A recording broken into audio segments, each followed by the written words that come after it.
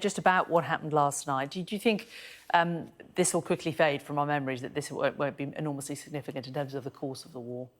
I don't think it will fade, but I think what the Secretary-General has done is very important. He's obviously said that the investigation is ongoing, but instead of waiting for it to conclude, he's been very quick to point out certain issues surrounding the incident and really reconfirming that it was most likely a Ukrainian missile that was fired to try and interdict a Russian missile, and saying that it was not a deliberate attack, and fundamentally it doesn't change the threat to NATO in the east. So I think that's sort of calming measure, and I absolutely agree with Adam. I mean, defence and deterrence, it's NATO's bread and butter, so they are well tuned to escalation management.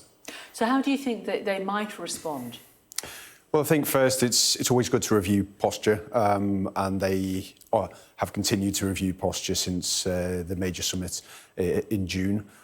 So to check about this sort of air defence laydown in the east. But actually, I also think this is an opportunity to open a dialogue with Russia, because Russia will be very spooked by this incident as well and will not want a reoccurrence. And at the moment, there's very few communication channels, so it's something that you could use as a confidence-building measure to start to get NATO and Russia to talk a little bit more and try and prevent these types of things happening again.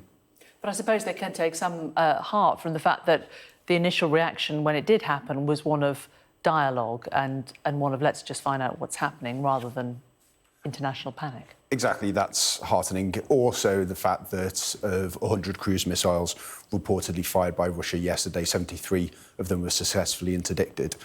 So that tells you that, and this is higher than it has been in a couple of weeks, so air defence over Ukraine is improving. And also, we're still getting reports that these types of munitions are in short supply from Russia. So actually, this incident might not happen again for quite some time.